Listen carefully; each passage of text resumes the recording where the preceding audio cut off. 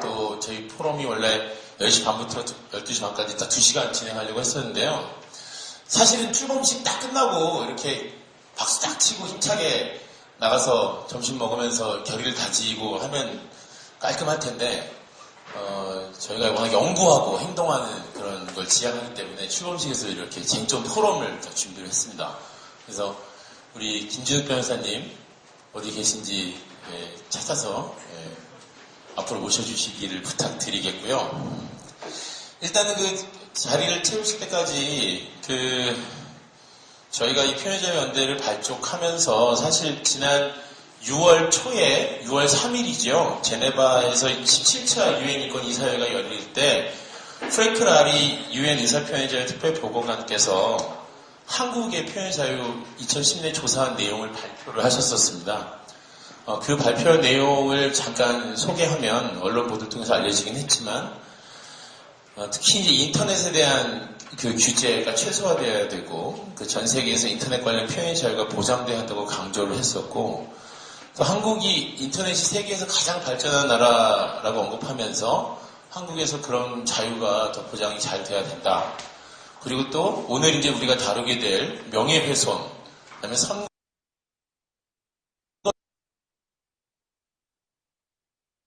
6개월간의 홍보물 배포 금지, 온라인 서비스 제공자의 불법 자료 삭제 요청 거부, 국가보안법상 찬양 고무 이런 문제를 가지고 형사처벌 받는다는 것이 너무나 놀랍다, 경악스럽다, 어떻게 이럴 수가 있느냐 이런 이야기들을 하시면서 모욕죄, 그러니까 명예훼손죄와 국가보안법 7조는 반드시 폐지돼야 된다는 사실 권고를 같이 했었습니다. 그리고 특히 공무원들이 제기하는 명예훼손 소송이 증가하고 있다는 것에 대해서 정부와 공무원은 명예훼손 추정죄가 될 수 없다는 점을 재차 강조했었고, 아까 이석태 변호사님 축사에도 있었던 것처럼 공직자들에 대한 대중의 감시와 비판은 민주사회에서는 당연한 일이기 때문이다라는 이야기를 하셨었습니다. 그래서 특히 이제 집시법에 대한 이야기도 했었고, 헌법 21조를 정확하게 거론하면서 집회 시위에 관한 사전 허가제를 금지하고 있음에도 불구하고 사실상 사전 허가제로 운영되고 있다고 지적도 했고 많은 이야기들을 그렇게 했습니다. 그래서 국가인권위원회의 독립성, 공무원과 교사들의 표현의 자유 같은 것들이 반드시 보장되어야 된다는 이야기를 특별보고관 유엔에서 했습니다. 그런데 여기에 대해서 우리나라의 박상기 주 제네바 한국 대표부의 대사는 프랭크 라리 보고관이 매우 제한된 정보만을 가지고 편향된 의견을 표명했다라며 유감을 표명했고 아주 강하게 프랭크 라리 보고관의 발표를 반박했었습니다. 유엔에 참석, 제가 이제 직접 제네바에 다녀왔기 때문에 지금 말씀을 드리는 거예요. 제네바 갔다 온 사람입니다. 제네바에 있는 NGO 단체들, 국제 NGO와 다른 단체의 사람들은 많이 놀랐습니다. 프랭크 라리 특별보고관에 대해서 한국 정부가 반박을 하는데 그렇게 심하게 그리고 매우 어떤 유엔의 어떤 이런 정서에 맞지 않는 그런 반박을 한 것. 근데 그것이 아마 외교통상부 본부에 재가를 받고 나온 발표문이었기 때문에 아마 이게 한국 정부의 입장이지 그 대사 개인의 입장은 분명히 아닐 것이라고 봅니다. 유엔 사무총장이 곧 재선된다고 하는데 또 불구하고 한국 정부는 계속 그렇게 유엔의 권고조차 무시하고 있는 이런 상황들이 매우 개탄스럽고 안타까운 마음이었습니다. 제네바에서 있었던 일들을 이렇게 전하면서 기획 포럼을 시작하려고 합니다. 오늘 포럼은 저희가 앞으로 준비하고 있는 10여 차례 기획 포럼 중에 첫 번째인데요. 형사상 명예훼손과 표현의 자유라는 제목으로 오늘 이 기획 포럼을, 첫 번째 기획 포럼을 진행하려고 합니다. 시간이 좀 흐른 관계로 저희가 발제하시는 우리 박경식 씨 20분, 토론하시는 분들은 10분 이내로 토론을 하고 질의응답하면서 자유롭게 토론하도록 하겠습니다. 먼저 오늘 참여하신 우리 발제자 및 발표자 선생님들을 소개해 올리겠습니다. 먼저 오늘 발제 맡아주신 분이요, 고려대학교 법학전문대학원에서 교수로 계시고 또 지금 2기 방송통신심의위원회의 새로 2위원으로 활동하고 계시기도 합니다. 박경신 교수님 발제 소개하겠습니다. 네, 다음은 장자연 사건, 고 장자연 사건을 대리하셨지요. 민변 소속이실 테고요. 김진욱 변호사님 오셨습니다. 네. 잘하셨어요? 그 다음에 제 옆에 박원순 변호사님, 국정원의 명예훼손 사건을 대리하셨던 윤지영 변호사님 계십니다. 토론자로 감사합니다. 그리고 평화자유연대 운영위원장이기도 하신 서강대교 법학전문대학원의 이호준 교수님 자리하셨습니다. 그리고 언론노조 정책국장 장지호 정책국장님 자리 함께 하셨습니다. 여러분께 나눠드린 자료가 발제문이 자료집에는 발제문이 들어있고 별도의 별첨 자료에는 토론문이 되어 있습니다. 자, 이제 그럼 지금부터 이 기획 프로그램을 시작하려고 하는데요.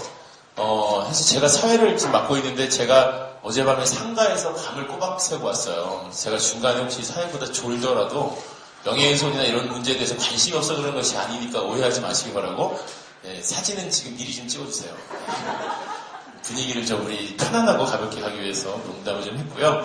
그럼 우리 박경신 교수님 2기 방송통신심의위원회에서 활동하시고 계시는데 여러 가지 이야기들을 하실 수 있을 것 같습니다. 특히 이번에 프랭크라리 보고서에서도 방송통신심의위원회에서 인터넷 게시글을 삭제하고 이런 것은 안 된다 이런 이야기도 사실 있었는데요. 오늘 형사상 명예훼손과 표현의 자유에 대한 이야기를 하시면서 또 이따가 토론 시간에 많이 얘기 들어보시죠. 여러분 다시 한번 박경신 교수님 박수 부탁드리겠습니다. 네, 어제 방송통신위원회 회의에서 아마 오늘 김석태 변호사님이 주로 강조하셨던 사안을 다루지 않으면 생각되는데 EMB 18 로마라는 트위터 계정 차단을 원하시는 분들은 계속 이제 18이라고 안 읽고 18이라고 계속 읽으시더라고요. 차단을 원하시는 분들은 그렇게 읽으시고 뭐 저는 그냥 18이라고 읽어주는데 그러니까 읽으려고 하시는 분들은 그 계정에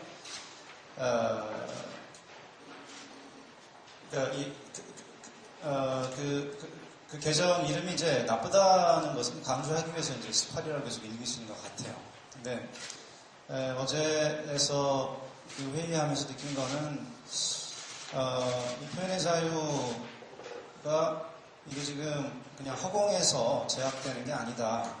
표현의 자유를 제약하는 역사적인, 문화적인, 사회적인 아주 깊은 뿌리들이 있다라는 걸 느끼게 됐습니다.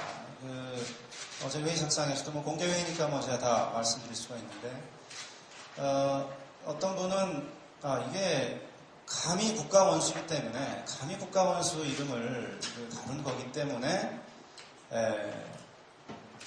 더 차단해야 될 필요가 있다라고 말씀하셨어요. 근데 저희가 근대적인 법학이나 근대적인 교육을 받을 때는 공인일수록 정부일수록 더 비판의 대상이 된다라고 우리가 배웠는데 그것과는 완전히 반대되는 그런 입장을 당연한 것으로 그리고 우리 사회에서는 모든 사람들이 다 말하는 본인 외에도 대부분의 사람들이 이렇게 받아들이고 있는 것처럼 전제를 하고 말씀을 하시더라고요. 그러니까 이제 그러면서 어떤 분은 아예 예를 들으시는 게 국가를 어떤 그 가족의 확장체로 보고 그럼 가족의 아버지한테 18로마라고 하면 되겠냐? 이제 이런 얘가 이제 상당히 좀 명쾌한 비유인 것처럼 말씀을 하시고 그런 것들도 이제 수긍을 하는 그런 모습을 보면서 참 갈 길이 멀다라고 생각을 했습니다. 그래서 이번 포럼 첫 주제인 명예훼손 형사처벌 제도도 명예훼손 형사처벌을 계속 희구하고 또 계속 여기 집착을 하는 사람들이 있는 것이 아니라 그런 어떤 감성이 있고 그런 감성은 모든 사람들에게 있을 수가 있습니다. 그래서 상당히 어려운 주제인데 이 어려운 주제로 나도 먼저 만나기 낫다고 어려운 주제로 시작하는 게 참 좋은 일인 것 같습니다. 명예훼손 그래서 이런 문화적 흐름이나 이런 거에 대해서 제가 조금 더 말씀드리고 우선 저는 폐지론자로서 말씀드리겠습니다. 발표문 자료집 19쪽 보시면 됩니다. 세계 각국에서는 명예훼손 형사제도 폐지에 대한 논의가 한창입니다. 물론 대부분의 국가는 형사상 명예훼손 제도를 그대로 유지는 하고 있습니다. 하지만 한 인권단체가 조사한 바에 의하면 조사 대상 168개국 중에 158개국이 형사상 명예훼손 제도를 유지하고는 있지만 2005년 1월부터 2007년 8월까지 20개월 기간 동안에 명예훼손 제도로 단 하루라도 투옥된 사람들 숫자가 전 세계적으로 146명밖에 되지 않습니다. 같은 기간 우리나라 자료를 비교해보면 20개월 동안 146명이니까 세계 평균이 7.3명이라고 보시면 됩니다. 세계 평균 7.3명. 근데 우리나라는 같은 기간 동안에 월평균 7.3명입니다. 근데 우리나라는 같은 기간 동안에 월평균 2.8명이 명예훼손으로 실제 투옥을 당하게 됩니다.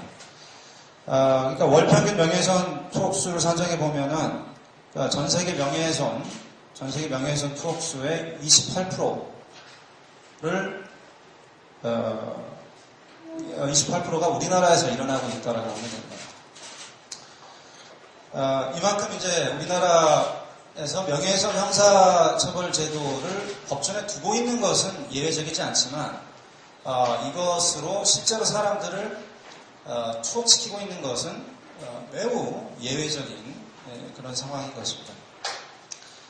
외국 상황을 좀 보도록 하겠습니다.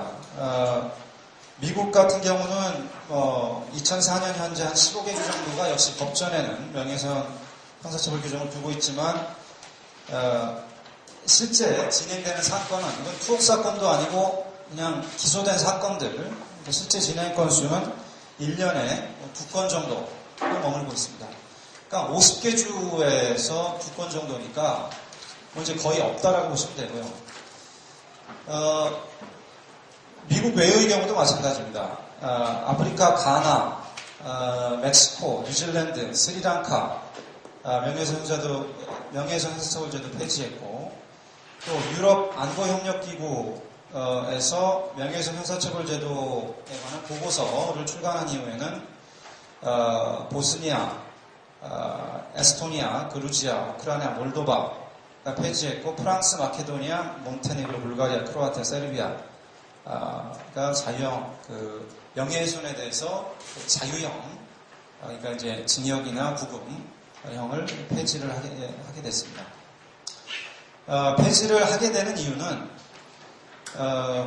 결국에 명예훼손 형사처벌을 두면 형사처벌 누군가는 해야 되잖아요. 누군가 형사제도는 사회적 공익, 사회적 법익을 보호하기 위한 거기 때문에 누군가 국민을 대표해서 해야 되는데 누가 하게 되냐면 결국엔 검찰이 할 수밖에 없게 되고 결국에 검찰은 권력의 영향력 하에 있을 수밖에 없다는 겁니다. 그래서 실제로 이 권력자가 자기에 대한 비판 세력을 전혀 변호사 비용을 들이지 않고 탄압할 수 있는 그런 방식으로 명예훼손 형사처벌 제도가 남용되고 있다라는 그런 판단들이 인권기구나 세계 인권기구들이나 각국의 입법 기관에서 내리고 있는 겁니다.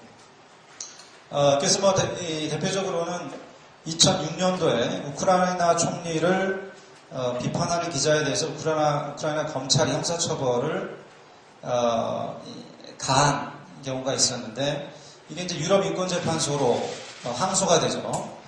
전 세계적으로 유일하게 구속력을 가진 국제재판소, 유럽인권재판소죠. 유럽인권재판소에서 실제로 유죄 판결이 번복이 됩니다. 그리고 유럽인권재판소에서 이렇게 한 예들은 각주 10번부터 쭉 나열이 되어 있는데 잘 살펴보시면 알겠지만 꼭 정치적 후진국에만 있는 게 아닙니다. 오스트리아에도 있고 꼭 후진국에만 정치적인 후진국에만 존재하는 것은 아닙니다. 유럽인권 한 가지 좀 이제 단서로 좀 말씀드릴 수 있는 건 유럽인권재판소는 거의 모든 사건에서 제가 20쪽 지금 하단입니다. 유럽인권재판은 거의 모든 사건에서 명예훼손에 대해 자유형을 선고하는 것은 모두 과도한 형벌이라고 하였으되 단지 인종혐오와 관련된 사건에서는 자유형을 허용해야 한다고 결정한 바 있습니다.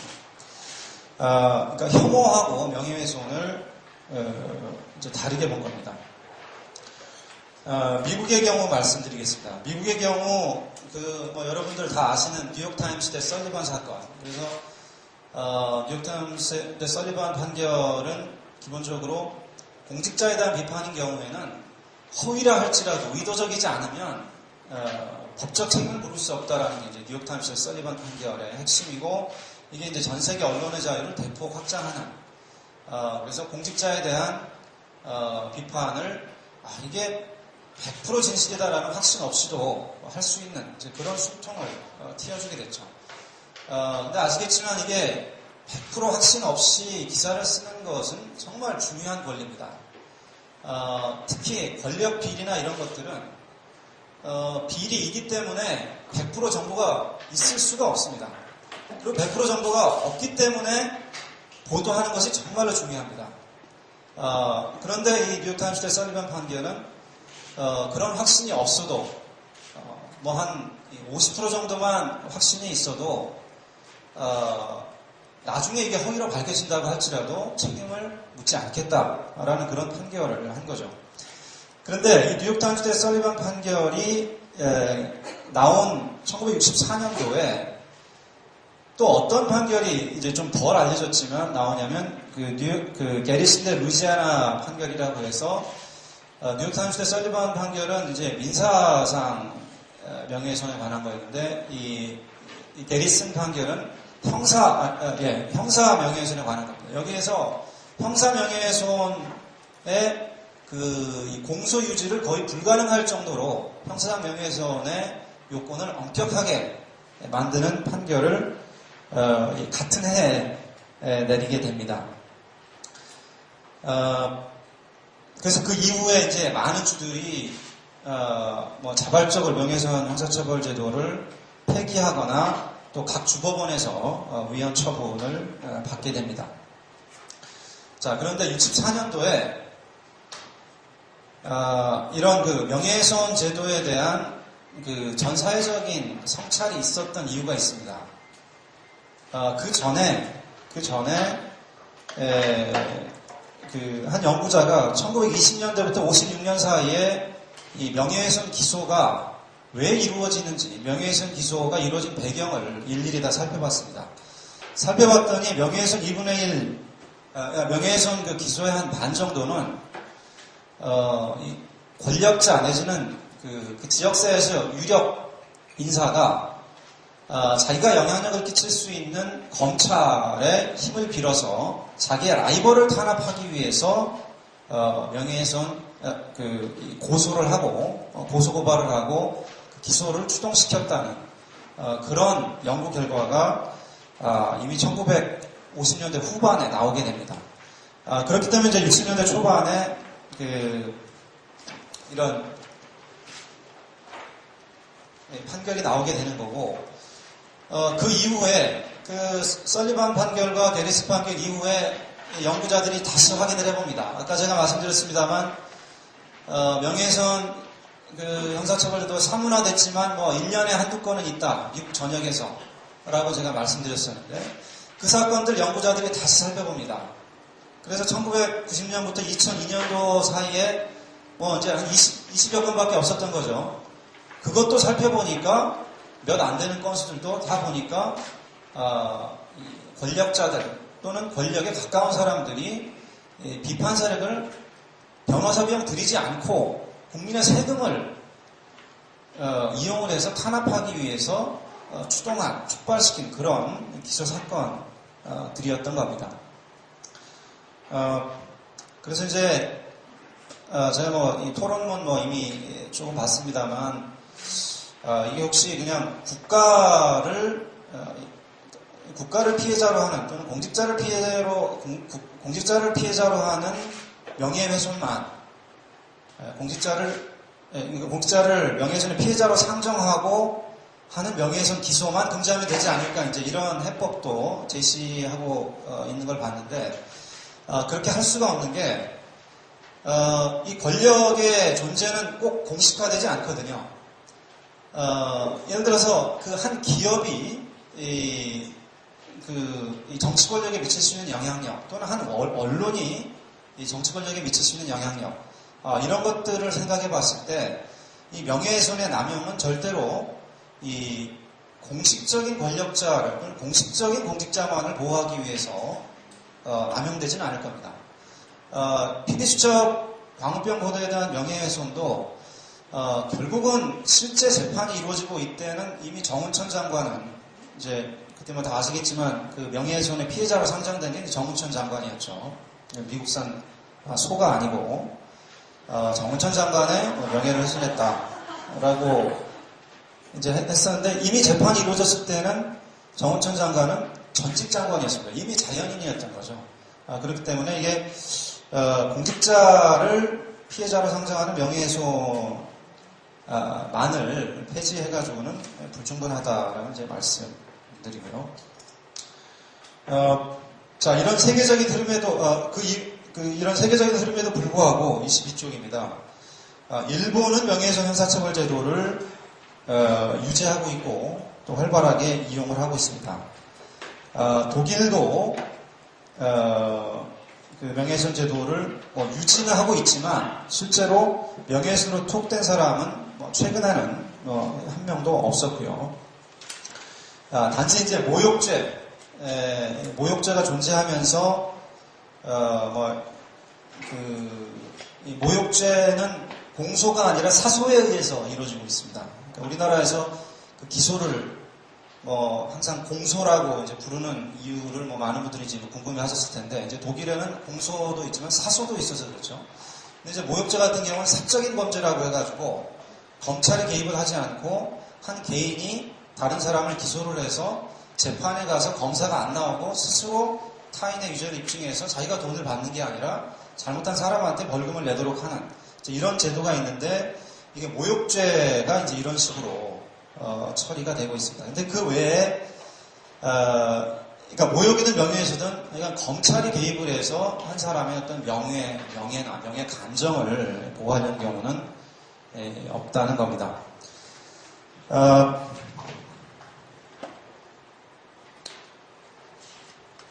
이제 다시 넘어가서 이제 23쪽으로 넘어가서 우리나라의 어떤 그 많은 그 제도 개혁의 상한선을 정하고 있는 게 일본입니다.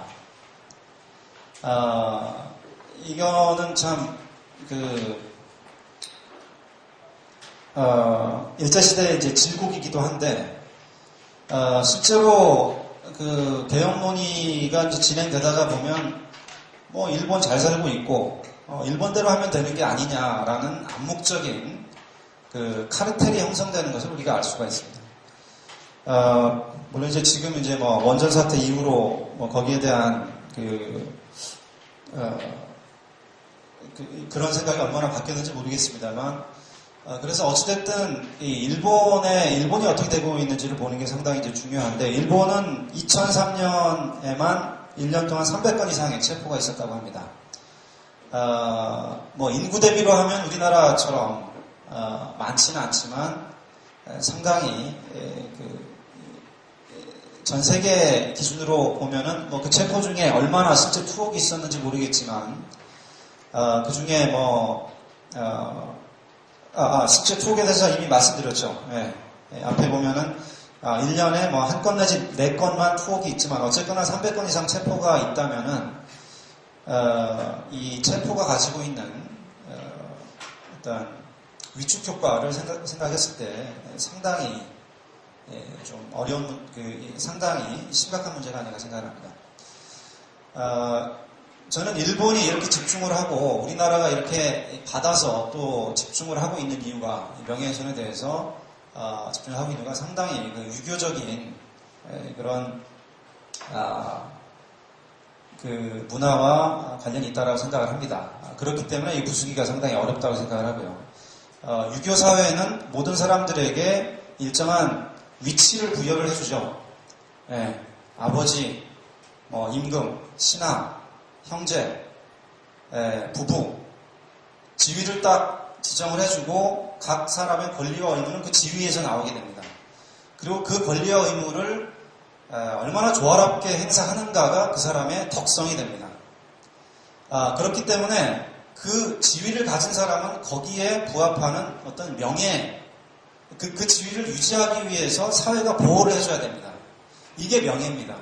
그러니까 명예훼손이 엄청나게 중요한, 명예라는 것은 상당히 중요한 테마가 됩니다. 여러분들 지금 사고로 죽었다. 그러면 민사소송 사고 가해자한테 손해배상 청구할 때 기본 액수가 얼마라고 생각하십니까? 돈 얼마가 정당한 것 같습니까? 여러분이 교통사고로 다른 사람의 과실로 해서 여러분이 죽었어요. 지금 법원 기준표는 5천만 원입니다. 5천만 원. 여러분들이 죽음이라는 고통과 이 죽음이라는 고통을 견뎌내는, 그래서 이제 돌아가시니까 뭐 그걸 받을 수는 없지만 이제 결국에 상속이 돼서 유족들이 갖게 되는 그 돈이 5천만 원입니다. 여러분들이 실명하게 되면은 기본 위자료가 얼마인 것 같습니까? 2,500만 원입니다. 2,500만 원. 그러니까 2,500만 원으로 실명한 것을 보전해 줄 수 있다라는 그런 이제 말도 안 되는 그런 합의가 지금 존재하는 겁니다. 그런데 이것을 전부 다 깨버리는 게 뭐냐면 민사상 명예훼손입니다. 민사상 명예훼손 같은 경우에 이회창 씨 아들에 관한 이제 그런 명예훼손 사건에서 명예를 훼손했다고 해서 1억이 넘는 위자료가 선고가 되고 이런 것들을 볼 수가 있습니다. 이제 그 이후에 계속 명예훼손에 관한 위자료는 액수가 이제 더 높아지고 있는데요. 이런 것들을 보더라도 명예를 어떤 경우는 뭐 목숨이나 뭐 이런 실명 뭐 이런 것보다도 더 높게 생각을 하는 그래서 어떻게 보면은 참 더 어떤 영예로운 법제도가 아닌가 뭐 이렇게 생각할 수 있는데, 근데 그렇게 해서 그러면은 누구를 보호하느냐는 거죠. 결국에는 보호할 명예가 있는 사람을 보호를 하게 되는 거죠. 보호할 명예를 가진 사람은 사회적으로 지위가 높은 사람이 되기 마련입니다. 그리고 그런 어떤 틀을 결국에는 권력자가 이용하기에 매우 좋은, 어제 나왔던 얘기처럼 감히 내가 아버지인데, 감히 내가 국가지 대사를 운영하는 사람인데 나에게 뭐 이런 욕을 또는 나에 대해서 이런 근거 없는 비방을 이라는 이제 그런 구호를 가지고 비판자를 처단할 수 있는 그런 공감대가 쉽게 형성이 되는 겁니다. 그래서 뭐 여기까지만 말씀을 드리고 이 뭐 폐지론, 유지론이 있습니다만 뭐 여러 이제 폐지론을 저는 우선 다 반박을 하고 있습니다. 예를 들어서 뭐 명예훼손죄가 추상적 위헌범이라서 안 된다. 근데 추상적 위헌범이 다른 법조항들도 많이 있거든요. 그래서 추상적 위헌범이라고 해서 폐지하려고 하면은 뭐 수많은 다른 형법도 마찬가지 문제가 되고, 또 민사적 사안이다라고 주장하는 것도 뭐 이 개인의 법익을 보호하기 위한 형벌조항들도 많이 있습니다. 그렇기 때문에 좀 어려운 문제고 설득력이 좀 떨어지는 그런 폐지론이라고 보고, 세 번째는 이제 명예라는 뭐 계급적 가치 뭐 이런 것들이 나오는데, 기본적으로 이 민주주의 사회에서, 그러니까 자유민주주의 사회에서 이런 계급적 가치를 정면에 내놓고 논의를 해가지고 개혁에 성공한 경우는 저는 본 적이 없습니다. 실질적으로 계급적 가치를 보호하더라도 그것을 계급적 가치를 보호한다고 비판을 해가지고 어떤 제도가 없어지는 경우는 제가 본 적이 없습니다. 그래서 그런 또 어려움이 있고요. 그래서 한번 그냥 쭉 읽어보셨으면 좋겠고요. 한 가지 또 말씀드리고 싶은 거는 이제 많은 분들이 그 형사처벌, 명예훼손 형사처벌이 필요한 이유 중에 하나로 얘기를 하는 게 변호사 병이 없어서 민사소송을 제기 못하니까 적어도 검사한테 얘기를 할 수 있어야 되는 거 아니냐 이런 얘기들 하십니다. 특히 사회적인 지위가 있고 재정적 자원이 있는 사람은 민사소송을 하면 되지만 그렇지 못한 사람일수록 형사처벌제도가 더 필요하다. 돈이 없기 때문에 이런 얘기를 많이 하시는데 저는 그게 항상 거꾸로 그 역작용을 일으키는 경우가 더 많다고 생각합니다. 지금 뭐냐면 명예훼손 고소를 하게 되면 명예훼손 고소를 비밀리에 하는 경우가 없습니다. 그러니까 예를 들어 사회적 약자가 어떤 인권 침해를 당한다거나 또는 권력 비리를 목격하고 그 가해자나 그 잘못한 그 사람에 대해서 명예훼손 고소를 한다라고 하게 되면 꼭 그 사람은 반드시 그런 것들을 공개적으로 알린 것에 대해서 다시 명예훼손 역고소를 하게 됩니다. 그리고 이 명예훼손 역고소 때문에 이 내부 고발자가 고발을 하지 못하는 이 상황이 훨씬 더 저는 막대한 피해를 발생시킨다라고 생각을 합니다. 그래서 결론적으로 말씀드리면 저는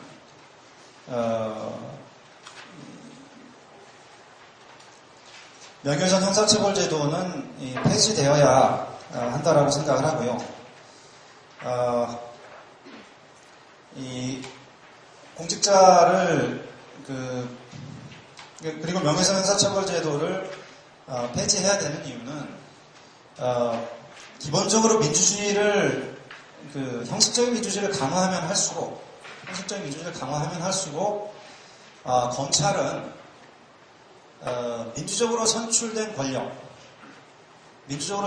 권력에 자발적으로 봉사를 하게 될 거고 그런 봉사 활동들이 명예훼손 형사처벌로 나타나게 될 겁니다. 그래서 그 민주적으로 선출된 권력과 그 권력을 옹호하는 사인들을 보호하기 위한 그 형사기소를 계속 할 거기 때문에 명예훼손 형사처벌제도를 폐지하는 그런 움직임이 필요하다고 보고 물론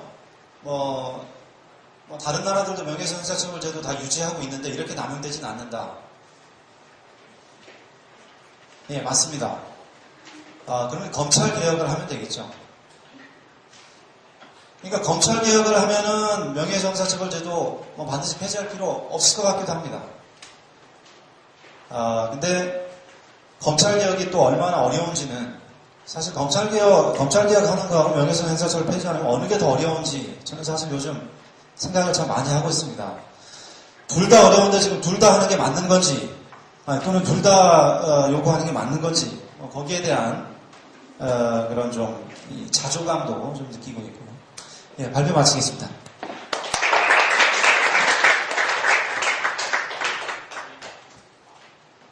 박경신 교수님 발제 잘 들었습니다. 먼저 앞에 어제 있었던 방송통신심의위원회 이야기도 되게 재미있었는데요. 예전에 제가 기억하기로는 김종환 선생님도 계시지만 정준호랑 송윤아 나온 영화 중에 1818이라는 영화가 있었어요. 저는 그 영화 소개하거나 뭐 할 때 한 번도 그 영화를 1818이라고 소개하거나 이런 프로를 본 적이 없는데 왜 그걸 꼭 그렇게 읽으려고 하는지 참 재밌다는 생각이 들었고요. 그럼 박경신 교수님 지금 발제에서 명예훼손죄에 대한 형사처벌은 폐지하자라고 확실하게 주장을 해주셨기 때문에 여기에 대한 토론을 들어보는 순서를 가지도록 하겠습니다. 토론 순서는 어떻게 할까요? 네 분 토론자님 계신데요. 제가 이거 순서를 깊이 고려하고 여기에 써놓은 줄 알았더니 가나다 순으로 정리를 해놓은 거여가지고 어떻게 이 적혀있는 순서대로 할까요? 아니면 앉아계신 순서대로 할까요? 김진욱 변호사님 먼저 해도 괜찮으시겠어요? 네, 알겠습니다. 김진욱 변호사님께 먼저 마이크를 드리고요. 네, 박경신 교수님 발제문에 대한 토론 그리고 김진욱 변호사님께서 맡으셨던 사건에 대한 이야기 들어보도록 하겠습니다. 박수로 김진욱 변호사님 토론 듣겠습니다.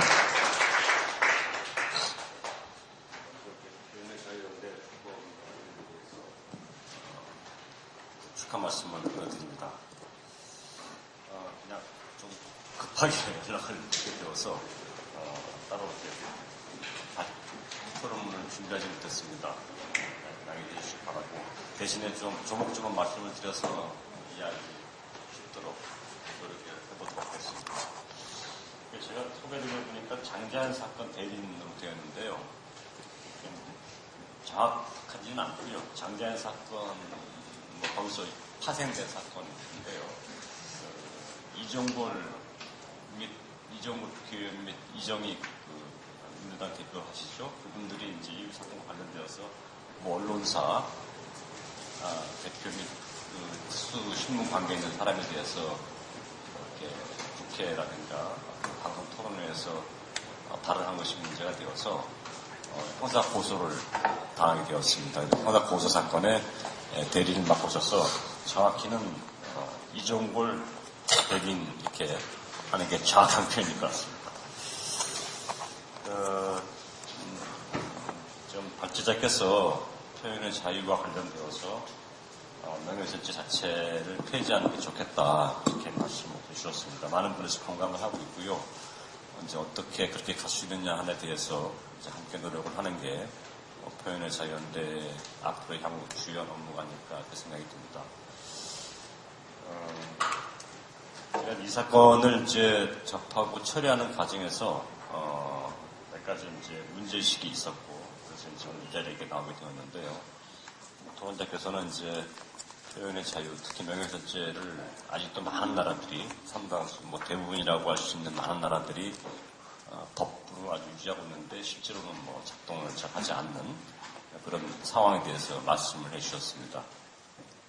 근데 우리나라도 뭐 그런 점에서 이제 명예훼손죄를 두고 있다, 보편적인 현상이다 이렇게 얘기할 수 있는데 다른 한편으로 굉장히 예외적인 것도 있습니다. 그러니까 제가 알고 있는 바로는 이게 뭐 다 잘 아시겠지만 명예훼손죄 같은 경우는 대부분 다른 나라 같은 경우는 뭐 사소로 해야 된다라든가 본인이 이제 명예훼손 침해를 형사 고소해야 된다라든가 이렇게 제도를 운영하게 되어 있습니다. 근데 이제 우리나라 같은 경우는 이제 예외적으로 본인의 고소가 없더라도 검찰이 수사 당국이 임의적으로 수사를 해서 기소를 할 수 있는 그런 제도를 취하고 있습니다. 다만 이제 뭐 본인이 이제 명시적으로 하지 마라 이렇게 반대를 할 때는 이제 그렇게 못하지만 그런 것이 없는 한에 있어서는 이제 수사기관이 임의로 수사도 할 수 있고 이제 기소도 할 수 있고 이제 그런 법제를 취하고 있는데 되게 예외적인 현상이어서 너무 티가 나 보니까 별로 좀 이 분야에 대해서 현재로서는 많이 이제 문제가 지적되고 있지 않는 것 같습니다. 너무 특별하게 문건이라든가 연구소를 제가 아직 찾지 못한 상황이고요.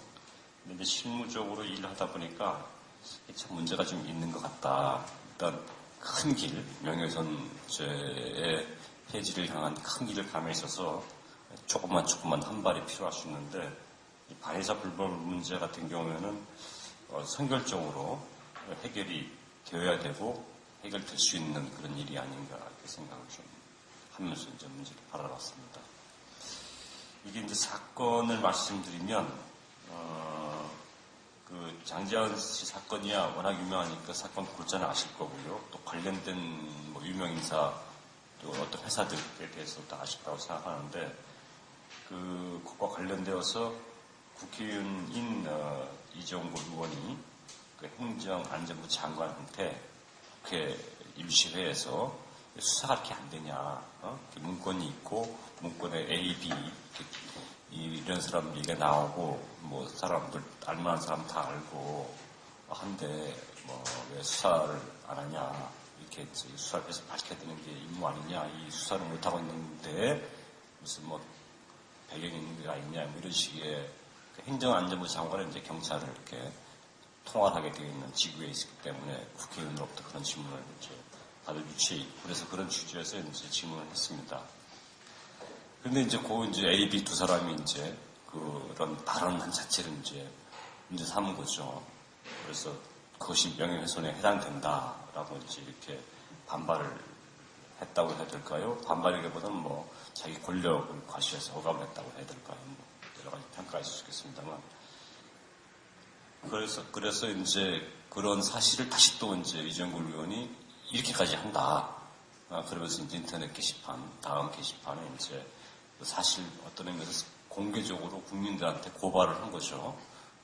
이렇게 무소불위의 힘을 마구잡이로 행사하는 그런 양태인데 이게 문제가 있는 것이 아니냐. 그래서 이제 그런 취지로 이제 반박을 하고 또 국회에서 자신이 발언했던 영상이 이제 잘 아시겠지만 이제 국회 동영상 사이트가 있습니다. 국회 방송에서 운영하는 국회 동영상 사이트가 있는데 그 사이트에 이렇게 링크를 걸어놨습니다. 보시고 판단해라. 이런 취지라고 이제 일반적으로 얘기할 수 있는 그런 행동을 하신 겁니다.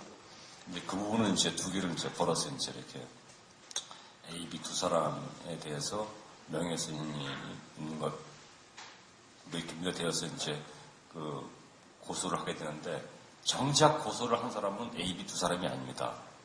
그 A가 대표로 있는 회사가 이제 고소를 합니다. 고소인이 아니죠. A, B 두 사람은. 근데 또 수사를 한 거 보면은 주로 A, B와 관련된 수사만 하고 기소를 했는데 기소를 할 때는 또 이상하게 그 고소를 한 회사와 그 A만을 특정해서 피해자다 이렇게 해서 이제 이렇게 기소를 했습니다. 그러니까 이게 좀 고소하지 않은 사람을 기소한 것도 또 나름대로 이렇게 이유가 있을 것인데 이유도 불명치 않을 뿐만 아니라 하려면 둘 다 하든지 문서상에 나타난 사람 또는 뭐 이렇게 발언에 당하자 된 사람은 이제 두 사람인데 두 사람을 다 하든지 뭐 이렇게 해야 되는데 이게 어떤 의미에서는 검찰이 자기 마음대로 이렇게 한 어떤 그런 양상이 이 사건을 통해서 이제 제가 주목하게 된 부분입니다. 그래서 이제 쭉 보면서 이것이 근본적으로 가능한 이유는 이제 우리 법제가 이제 반의사 불벌죄를 취하고 있기 때문에 그런 것이고 고소가 없음에도 불구하고 반의사 불벌죄라고 하는 그런 법적인 어떤 그런 것에 기초해서 이렇게 행태를 하는 것 자체는 이게 하나의 또 사적 권력에 대한 어떤 의미에서는 뭐 편등인 것이고 그런 것이 가능한 이 자체가 이 자체도 전체적으로 명예훼손죄 자체의 어떤 그런 존폐에 못지않게 좀 해결되어야 될 과제가 아닌가 이렇게 생각을 이제 하고 있는 상황입니다. 하고 있습니다. 제가 이 사건을 보면서 이제 바로 그와 같이 검찰이 반의사 불벌죄라고 하는 법적 제도에 기초해서 자기가 임의로 이렇게 어떤 사람의 어떤 명예가 본인은 말하고 싶지 않는데도 불구하고 자기가 나서서 이렇게 처벌을 하기 위해서 수사에 착수할 수 있고 기소할 수 있다고 하는 것이 어떤 의미가 있을까 이런 것들에 대해서 몇 가지 생각해 보겠습니다. 첫 번째로는 아까 좀 몇 번 말씀드렸지만서도 우리나라는 뭐 이렇게 표현과 관련되어서 이게 형사적으로 문제가 되는 것이 이제 모욕이 있고 또 명예훼손이 이렇게 있습니다. 근데 말씀하셨지만 모욕은 이제 친고죄가 되고 그 다음에 이제 명예훼손죄는 이제 반의사불벌죄가 되고 그런 상황인데 대개의 경우에 이게 모욕적 언사인지 이게 명예훼손적 언사인지가 실제로 이렇게 불투명한 경우가 많죠. 말이 이게 뭐 듣기에 따라서 다르고 상황에 따라 다르고 하기 때문에 그 불투명한 경우가 많은데 이렇게 명예훼손죄를 반의사불벌죄로 해놓고 있음으로 해서 단순히 일반 사회에서는 모욕에 불과한 어떤 그런 가벼운 행위라 하더라도 검찰은 그것을 그냥 명예훼손적 표현이다라고 하는 이유로 이게 그 형사적인 어떤 절차에 착수할 수 있는 어떤 근거가 될 수 있는 면이 있어서 이게 가벼운 죄라고 해가지고서 어떤 절차적 제약을 두고 있는 것이 모욕죄인 경우인데 그 자체를 이렇게 없애버리는 그러니까 어떤 의미에서는 뭔가 하나는 엄격하게 제약을 하고 뭔가 다른 하나는 다르다고 해가지고서 완화한 형태를 취하는 어떤 그런 입법을 했지만 결과적으로 나타난 양상은 이 완화된 것 위주로 이렇게 가게 되는 그런 어떤 그런 불합리한 문제가 생기기도 하고요. 지금 명예훼손죄 존폐와 관련되어서 특별히 이제 우리가 많이 관심을 갖거나 이건 좀 부당하다라고 생각하는 것이 이제 사실적시를 한 경우에도 이걸 명예훼손죄로 처벌하는 것은 문제가 있지 않느냐 이렇게 되고 있는데 이 반의사 불벌의 부분을 그대로 존치한 채 사실 적시 부분을 명예에서 뺀다고 했을 때 어떤 일이 생길 것인가라 생각을 해본다고 한다면은 또 사실과 이게 또 허위가 또 명확치 않거든요. 우리 요새 뭐 최근에 미네르바 사건이라든지 여러 사건을 보면서 이제 결국에 그 사실 이 부분이 불투명한 게 많다. 그렇기 때문에 뭐 허위의 뭐 정보통신망 이용 이런 죄다 이런 것들이 유언이다 이런 뭐 판결을 많이 보고 그러는데 그런 판결들에서 볼 수 있듯이 이게 사실이냐 이게 거짓이냐 하는 것들은 명확하지 않고 표현에는 부분적으로 되게 뭐 과장이 있다든가 뭐 외국 얘기 좀 사실과 약간 다른 부분이 있을 수 있는데 뭐 그런 점에서 봤을 때라도 이 사실과 진실이 명확하지 않을 수가 있습니다. 그러니까 사실 적시에 대해서 이것은 명예훼손이 안 된다라고 우리가 입법 운동을 해서 입법 진입법에 수용된다 하더라도 이게 반의사 불문을 남겨두면은 검찰 언제든지 들어올 수 있는 거죠. 이걸 허위라고 주장하면 되는 거니까. 그럼 검찰이 수사 단계에서 나름대로 자기한테 유리하고 몇 가지 끄집어 들여가지고서 이렇게 허위라고 주장을 해서 뭐 압수수색을 청구한다든가 소환을 요구하고 압수수색을 하고 뭐 체포를 하고 심지어 영장을 청구해서 분원장을 하고 이렇게 했을 때 그것을 현행 시스템화해서 법원이 컨트롤할 수 있느냐. 그건 그 과정에서 되게 아니다라고 다툴 수 있는 길이 하나도 없기 때문에 검찰은 수사기관은 언제든지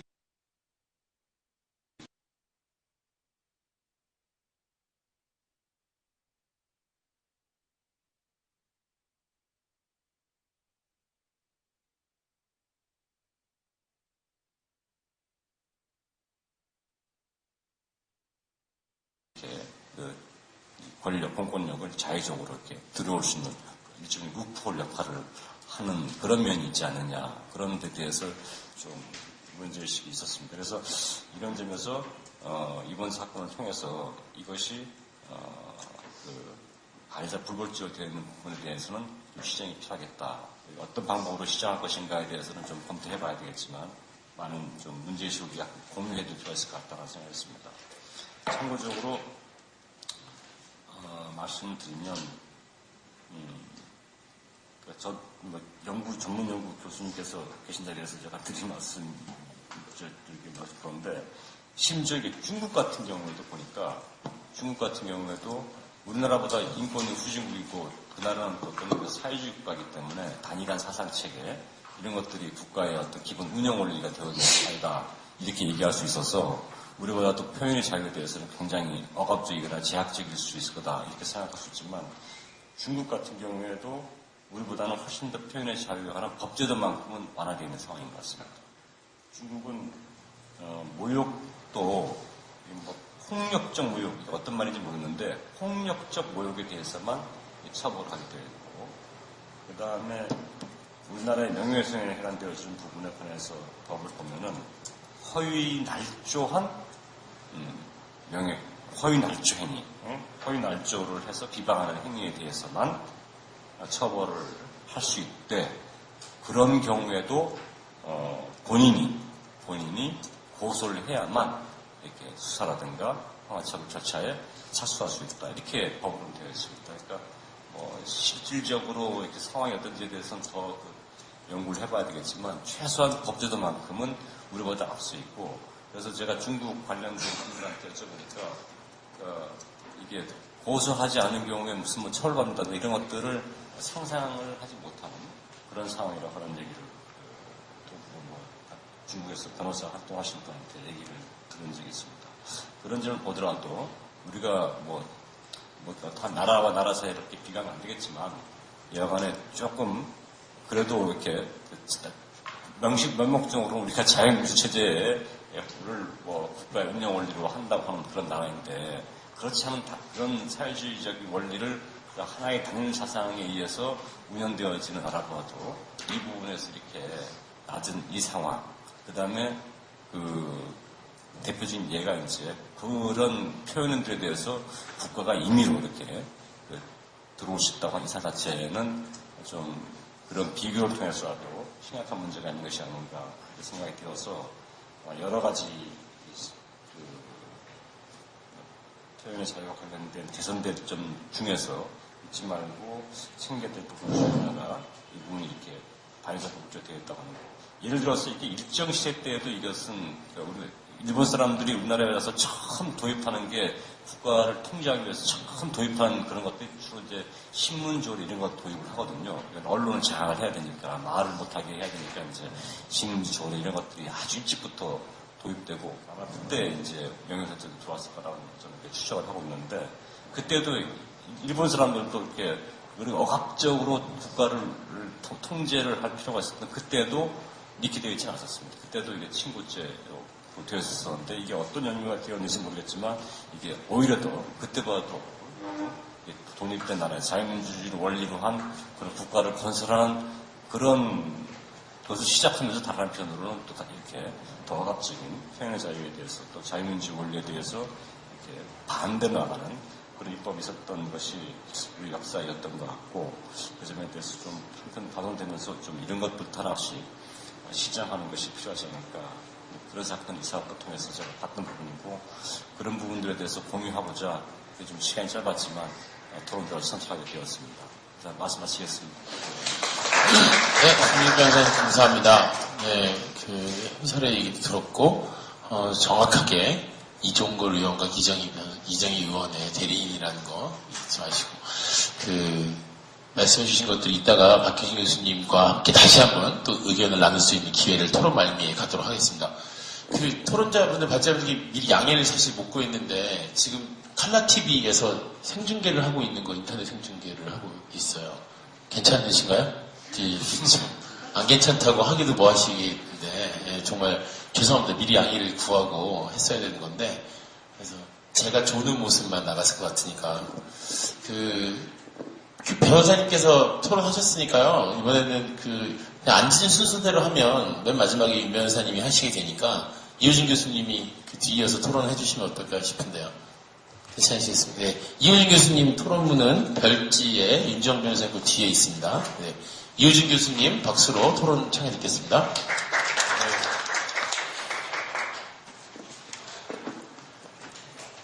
저도 밤샜어요. 이거 쓰느라고. 근데,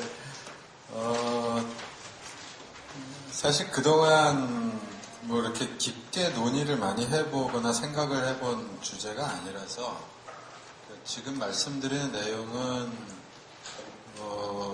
좀 아직 생각이 좀 정리되지 않은 좀 단초들이라고 할까? 뭐 이런 방향도 좀 논의가 가능하다라고 하는 거를 좀 제시해주는 정도의 차원으로 이해를 해주셨으면 좋겠고요. 뭐 그런 의미에서 제가 드리는 말씀은 박경신 교수님의 발제문에 좀 추가될 수 있는 논거, 물론 논쟁의 여지는 있을 수 있습니다만은 추가될 수 있는 논거 정도로 좀 말씀을 드리려고 합니다.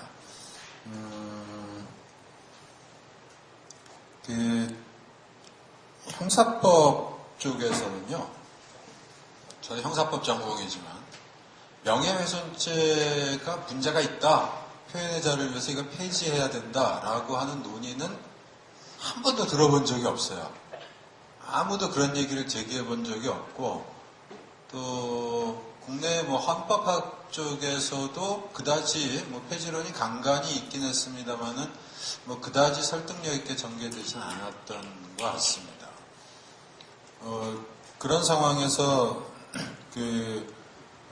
프랭크 라리 특별보고관이 명예훼손죄를 범죄로 처벌하는 걸 삭제해야 된다라고 권고한 거는 아마 한국의 대부분의 법률가들이 볼 때는 좀 말도 안 되는 얘기다, 펄쩍뛸 그런 내용일지도 모르겠어요. 근데 곰곰이 생각해보면 오히려 반대로 왜 이걸 처벌해야 되지? 라고 하는 생각을 해보면 답을 제대로 구할 수가 없더라고요. 왜 굳이 우리는 명예훼손을 처벌을 해야 하나? 우리가 형사처벌을 한다라고 하면은 뭔가 처벌을 해서 얻을 수 있는 공익이라고 하는 게 있어야 합니다. 그런데 과연 명예훼손에서 말하는 그런 처벌을 해서 얻을 수 있는 공익이라는 게 과연 뭘까? 그거에 대한 답을 제대로 얻지는 못한 것 같습니다. 그런 상태에서 그냥 지금까지 처벌 규정이 있어 왔고 또 대부분의 국가들이 처벌 규정 갖고 있으니까 그냥 명예훼손죄를 처벌하는 것이 뭐 당연하다라고 하는 아무 생각 없이 그냥 지내왔던 것이 아닌가 하는 생각도 들고요. 그런 의미에서 좀 외국의 입법례를 한번 좀 잠깐 볼 필요가 있는데요. 뭐 미국 얘기는 앞에서 박경신 교수님 많이 해주셨으니까 생략을 하고요. 대체로 명예훼손죄에 대한 처벌 규정을 갖고 있는 나라들이 굉장히 많은데, 뭐 우리가 알고 있는 또 우리가 보통 비교법적인 모델을 이야기할 때 많이 거론하는 뭐 유럽의 선진국들 중에서도 뭐 독일, 프랑스, 오스트리아, 스위스 같은 나라의 대표적으로 다 명예훼손죄 처벌 규정을 두고 있습니다. 그런데 가만히 들여다보면 우리와는 좀 다르고 명예훼손죄에 대한 처벌이 상당히 경량화되어 있다. 내지는 비범죄화의 방향 쪽으로 흘러가고 있다라고 하는 것을 알 수가 있습니다. 그러니까 우리가 형식적으로만 법 규정이 있냐 없냐, 처벌 규정이 있냐 없냐만 놓고서 비교하면 있는 나라죠. 그렇지만은 실질적으로 그 나라에서 그 처벌 규정이 갖고 있는 의미나 맥락이나 뭐 이런 것들을 좀 들여다보면 이게 우리와는 좀 차원이 다르다라고 하는 것을 알 수가 있는데요. 프랑스 같은 경우는 대표적으로 자유형을 폐지한 나라죠. 그러니까 명예훼손죄 중에서 공연성이 있는 명예훼손은 벌금만, 그러니까 처벌은 하지만 벌금형으로 규정되어 있고요. 공연성이 없는 경우에는 그냥 이제 위경죄라고 보통 번역하는, 우리식으로 하면 경범죄, 질서위반 범죄 정도에 해당되는 것으로 취급이 됩니다. 독일, 스위스, 오스트리아의 경우에는 적시한 사실이 진실이거나 진실한 것으로 믿는데 정당한 이유가 있으면 처벌하지 않습니다. 우리 형법은 310조에서 공익성 요건을 규정하고 있는데 공익성 요건 필요 없습니다. 그냥 진실성이라고 하는 요건만 있으면은 처벌하지 않습니다. 이게 사실상 이들 나라에서는 진실한 사실을 공표하는 행위는 동기가 어쨌건 간에 그거는 처벌이 안 되는 거로 봐야 할 것이고요. 또 하나는 앞에서 박경신 교수님도 언급하셨는데 명예훼손죄가 독일의 경우에 사소에 의해서 규율되고 있다라고 하는 점은 사실 굉장히 중요합니다. 사소는 뭐 꼭 독일만 갖고 있는 제도는 아니에요. 유럽 국가의 대부분의 국가들은 이 사소 제도를 가지고 있는데, 사소 제도는 말 그대로 피해자와 같은 이제 개인이 법원에다가 형사사건의 소송을 제기할 수 있는 권한을 주는 겁니다. 우리나라는 검사만이 기소를 할 수 있는 권한을 가지잖아요. 근데 유럽 국가의 대부분은 뭐 적용 범위는 달라도 어쨌든 사소제도를 대부분 다 갖고 있어요. 그 사소제도가 비교적 광범위하게 활용되는 대표적인 나라가 독일하고 프랑스인데, 그 중에서도 독일 같은 경우에 보면은 명예훼손죄는 사소제도가 적용되는 전형적인 영역입니다. 사소제도가 어떻게 적용이 되냐 하면요, 독일 형사소송법을 보면 이렇게 되어 있어요. 사소가 가능한 범죄에 대해서는 검사는 특별히 공익적 필요성이 인정되지 않는 한 공소제기할 수 있는 권한이 없습니다. 원칙적으로 사소에 의해야 합니다. 근데 사소는 어떻게 제기할 수 있냐 하면 화해 절차를 반드시 사전에 거쳐야지만 형사법원에 사소를 제기할 수 있습니다. 그러니까 당사자는 우리식으로 얘기하면 조정 절차죠. 그런 중재 절차, 조정 절차 이런 것들을 사전에 거치고요. 거쳐서 거기서 합의가 이루어지면 그거로 끝이고 사소 제기할 수 있는 권한이 없고요. 그 다음에 합의가 이루어지지 않은 경우에 비로소 사소를 제기할 수 있는 권한이 생깁니다. 그러니까 실제로 명예훼손죄라고 하는 것은 사실상 민사화가 돼 있는 거죠. 실질적으로는요. 그리고 사소는 국가기관이 제기하는 공소가 아니기 때문에, 다시 말하면은 검사는 공익적인 필요성이 있는 경우에만 공소를 제기할 수 있는데, 사소에 해당하는 범죄에 대해서는 원칙적으로 검사가 공소를 제기할 수 없다는 얘기는, 사소에 해당하는 범죄는 공익적인 관점에서 처벌 필요성이 굉장히 약하다는 것을 의미합니다. 결국은 형사법원에서 명예훼손죄를 처벌하더라도 벌금형이 부과될 수밖에 없어요. 자유형을 부과하는 일은 거의 없습니다. 그러니까 자유형이 부과되는 것은 검사가 예외적으로 공익적인 필요가 있다고 해서 공소 제기한 케이스 정도에서나 가능한 얘기입니다. 이런 현실을 놓고 보면은 독일의 경우에도 실질적으로는 명예훼손죄는 사실상 민사화되고 있다라고 얘기할 수가 있고요.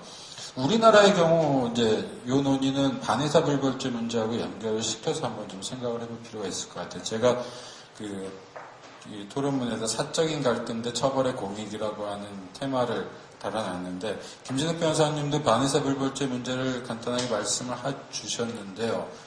어쨌든 친고죄와 반의사 불벌죄라고 하는 제도의 유형은 사실은 굉장히 유사하면서도 조금 다른 측면이 있습니다. 일단 유사한 거는 피해자가 소송을 진행하는 과정에서 우리는 뭐 소송 통제권, 소송 차단권이라고 보통 학문적으로 얘기합니다만은 그러니까 형사사건화가 더 이상 진행되지 않도록 차단할 수 있는 권리를 가집니다. 고소 취소를 한다든지 뭐 처벌 불원의 의사표시를 한다든지 하는 등등으로. 다른 한편으로는 반의사 불벌죄 친고죄라고 하는 성격상 사실상 검사는요 피해자 쪽으로부터 고소나 최소한 수사 의뢰가 들어온 경우에만 수사를 진행하지 그렇지 않으면 실질적으로는 수사를 진행하지 않는다는 점도 공통된 특징입니다.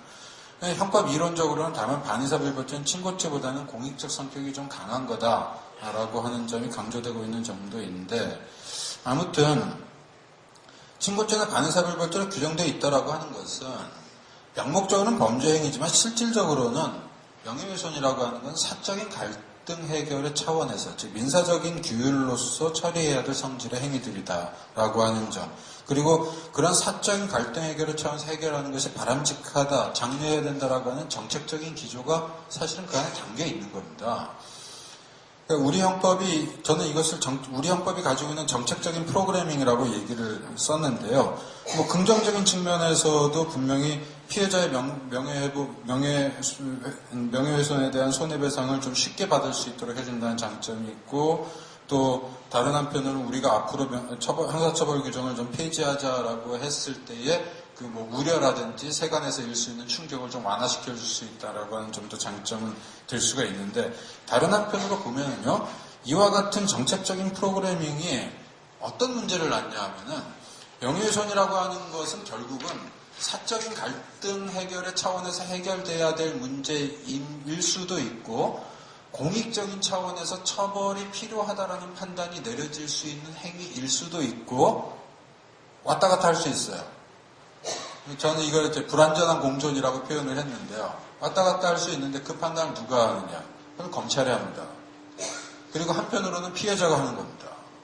그러니까 피해자가 가지고 있는 사회적 지위 그리고 검사의 기소편의주의, 기소재량이 결합하면서 결국은 어떤 명예훼손 사건을 형사화된 범죄로 다룰 것인지 아니면 민사상의 영역에서 처리돼야 할 사건 정도로 취급할 것인지에 대한 것이 판가름이 되는 거고 저는 여기에는 분명히 뭔가의 메커니즘이 작용하고 있다고 생각을 합니다. 근데 그 메커니즘이 뭔지는 아직은 잘 모르겠고 앞으로 좀 연구가 필요하고 분석이 필요한 거라는 생각은 드는데요. 그냥 우리 법학에서 잘 쓰는 표현대로 하면 우리의 생활 경험 법칙에 비추어 보면 통계적으로 말은 할 수는 없지만 생활 경험 법칙에 비추어 보면 결국은 사회적 지위가 높은 사람들이 명예훼손의 피해자로 등장할수록 그 사람들의 고소는 형사사건화해야 한다라고 하는 즉 검찰 권력을 그쪽 방향으로 추동하는 굉장히 강력한 힘을 가지게 될 것이고요. 다른 한편으로 그 검찰이 그러면 명예훼손죄 처벌을 정당화하는 공익적인 담론의 핵심적인 키워드가 뭐냐? 저는 그 핵심적인 키워드 왜 사적인 처벌이 아니라 왜 그 행위는 형사처벌이 필요한 공익적인 필요성이 있는 행위냐라고 하는 것이 담론의 차원에서 정당화가 돼야 되는데 그 담론이라고 하는 것은 제가 거기서 작동하는 키워드는 저는 사회적 자본으로서의 신뢰다라고 이야기를 좀 해보고 싶어요. 뭐 대통령, 국회의원, 장관, 더 나아가서 재벌회장에 이르기까지 뭐 PD수첩 사건이나 미네르바 사건 같은 경우 미네르바 사건은 물론 명예훼손 사건 아닙니다만 비슷한 논리가 작용하고 있다고 보는데요.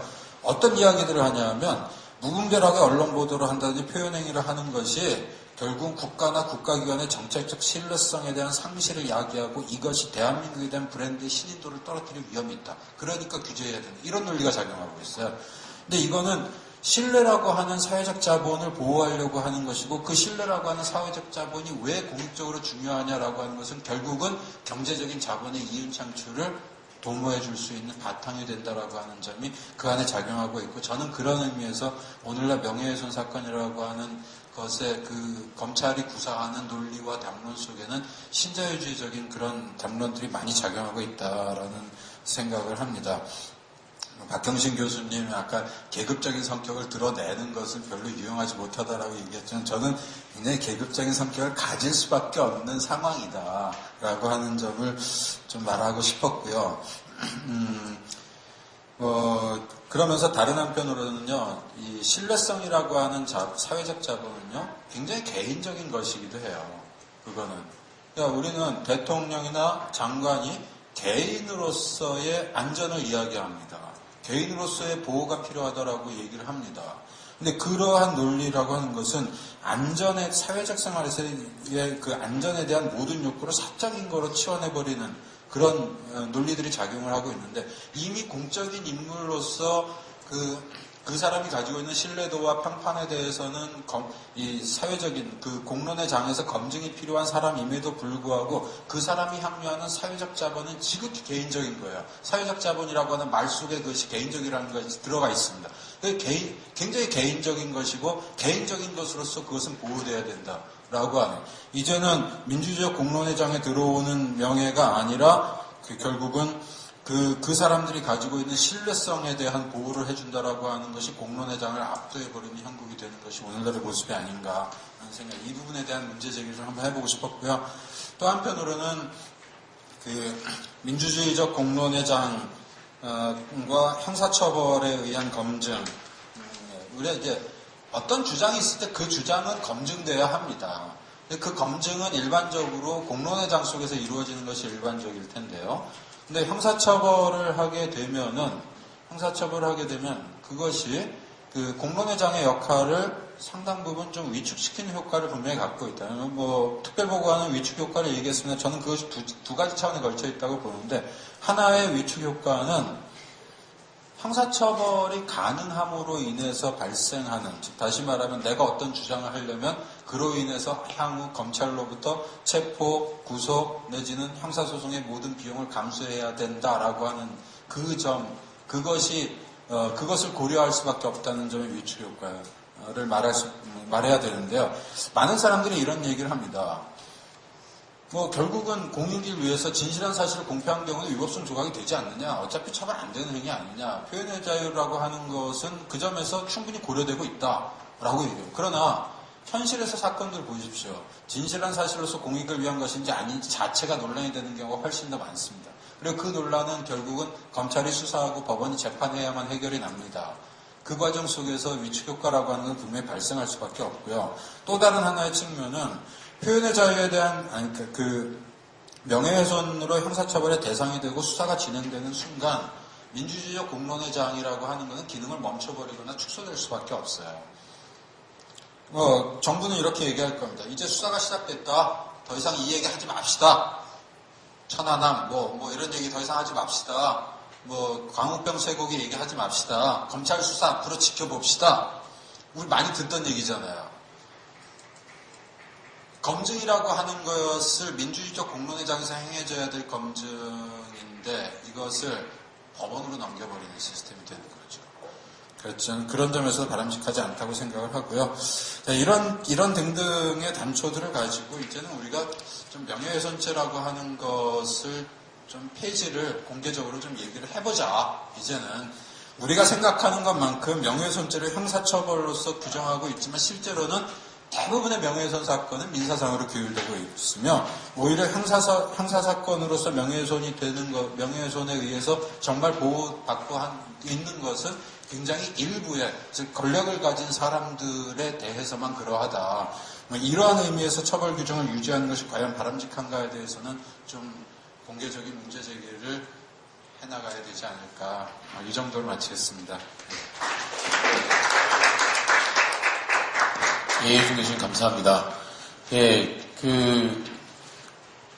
앞에서 발제하신 분하고 두 분 토론 이야기가 비슷한 것 같으면서도 미묘하게 다른 지점들이 있어서 긴장을 하고 들으면서 이후에 토론을 다시 해야 되겠다 생각을 하게 됩니다. 그래서 우리 세 번째 토론자로요, 우리 언론노조의 장지호 정책국장님, 예, 말씀 듣겠습니다.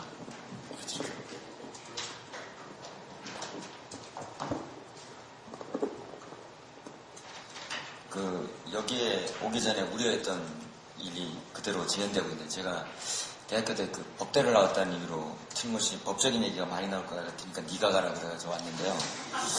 오래간만에 저 원래 법이 굉장히 싫어서 법대를 다니면서 법이 싫어져서 얘기 안 하려고 그랬었는데 역시 와보니까 머리 아픈 옛날 얘기들이 또 있는 것 같아서요. 저는 요새 그 발표문을 준비를 못했습니다. 제가 발표 내용이 요새 그 정권에서 탄압을 많이 두서없이 받다 보니까 저희 발표도 좀 두서없을 것 같아가지고 글로 좀 적기가 좀 난해하더라고요. 그래서 쭉 한번 그냥 말씀을 좀 드리도록 하겠습니다.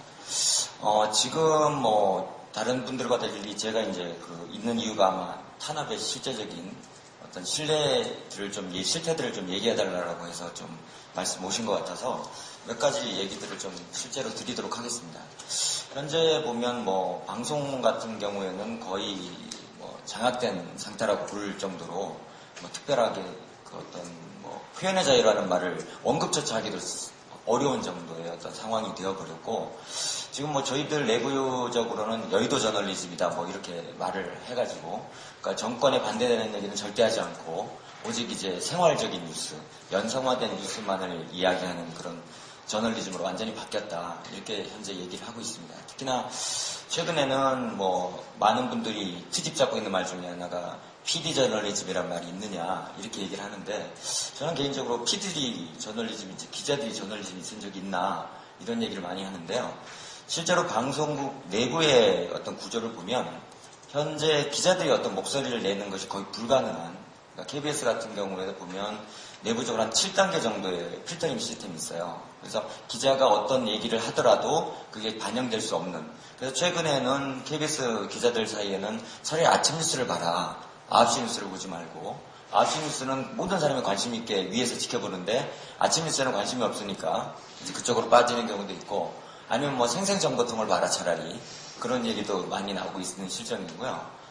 이제 그 PD들 같은 경우는 조금 다른 면이 좀 있죠. 그러니까 기본적으로 어떤 PD들 중심으로 해서 바로 이렇게 위에서부터 그 어떤 지침을 받는 그런 것이라든지 아니면 규제를 받는 부분이 좀 덜하기 때문에 그런 부분들을 좀 자유롭게 좀 얘기하는 부분이 있었는데, 현재는 각각의 어떤 상황들을 다 보시면 추정 20분 같은 경우는 거의 뭐 제 목소리를 못 내고 있고, 그나마 지금 현재 목소리를 내고 있는 게 PD 수첩 정도인데, PD 수첩도 현재 보시면 뭐 이우환 PD라든지 뭐 관련된 한학수 PD 같은 경우에도 다 유배를 간 상황이고, 그리고 그 KBS 같은 경우에는 미리 선도적으로 뭐 탐사보도팀에 이런 부분들을 다 해체를 시켜놨고, 이제 그 조금 늦었던 MBC 같은 경우에는 PD 수첩을 뭐 없앨 수는 없으니까 그걸 이제 무력화시키기 위해서 1년 미만자로, 그러니까 그 인사 이동의 기준이 1년 이상 되면 인사 이동 시킨다. 탐사보도 하는데 1년 이상 된 사람이 있어야 되는 거 아닌가라는 생각이 많이 드는데, 그런 좀 상황이 좀 많이 되어 있는 상황입니다.